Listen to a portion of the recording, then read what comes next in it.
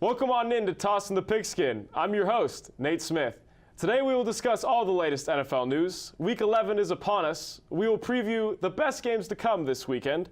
We will also break down what we saw from Titans Steelers, and as always, we'll give you the best fantasy advice this side of the Mississippi. Let's go! Welcome back to Crosstown Stories. I'm Nate Smith of ASU's Cronkite School of Journalism and Mass Communication on the campus of UCLA. We turn our attention to UCLA senior Rachel Garcia, who is adept at reading sign language, a useful tool in her avocation as a softball player. Allison Wadowiak has more. But first, let's get right to it with a little TNB, Thursday Night Breakdown. I will be the first to admit I thought the Steelers were a fraud.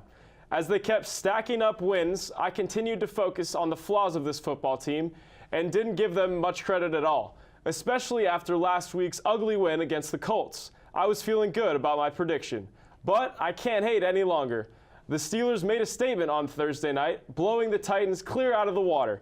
The man who died was a close friend of Jack's father. He was struck and killed by a car walking to the SCA home stadium last season to watch Jack play. This left Miller with an emotional scar too big to heal. Anyways, let's get right into it. So Steelers and Titans on Thursday night had some high expectations going into the game as far as an entertainment value. Vinny, I'll start with you. The Steelers are now sitting at 8-2 after a blowout win. Are they for real? Coming up later from here in Westwood, we will profile a unicyclist, a gymnast, and maybe the future of beach volleyball, all encapsulated in one UCLA Bruins senior. All right, let's move on here to another very hot subject in the NBA right now. Jimmy Butler, making the move from the Wolves to the Sixers. That Wolves season just started in disaster with the whole shambles with Jimmy Butler and his teammates running with the third stringers. Now he is a 76er. Jackson, what does this mean for the NBA, and what does this mean for both teams involved? Arizona State's football season has resembled that of a roller coaster. Lots of ups, lots of downs, and a whole lot of uncertainty still ahead. Most were ready to write off the Sun Devils after a disastrous start to October. ASU dropped back-to-back games at Colorado and at home versus Stanford. But the most frustrating part about those two losses, they were each by one possession. In fact, every Sun Devil loss this year has been by one possession. So this team can clearly hold its own in the Pac-12. After the Stanford loss, the Sun Devils responded by getting two huge wins over USC and number 15 ranked Utah at the time. So now, ASU is honestly in a quality position. They welcome a dreadful UCLA squad to Tempe this Saturday afternoon, then visit Oregon and U of A to end the season. Yeah, he's got quite an interesting story, and I agree. He's been magnificent this year. For me, I'm going with a guy who's, if you follow college football remotely closely, you're going to know the name Josh Allen out of Kentucky.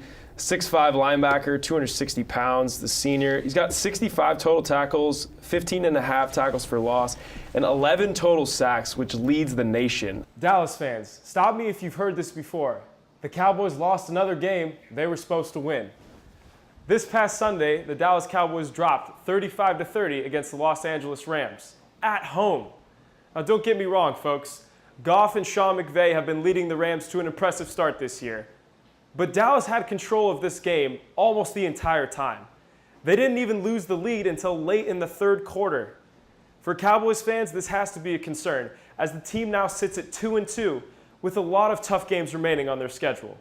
Not to mention, one of the toughest ones, Green Bay and Aaron Rodgers are coming to town next weekend. Dallas could easily lose that one, and they'd be sitting at 2-3. The offense has to be more consistent, and the secondary on defense has to be better. For Cronkite Sports, I'm Nate Smith, reporting. After UCLA's beach season is done, Sponsor will go globetrotting, back on the AVP domestic and FIVB international circuits, with the goal of medaling in the World Championships in Hamburg, Germany, in late June, early July. That's it from here at UCLA. I'm Nate Smith, and for Ryan Sundin, goodbye until the next Crosstown Stories.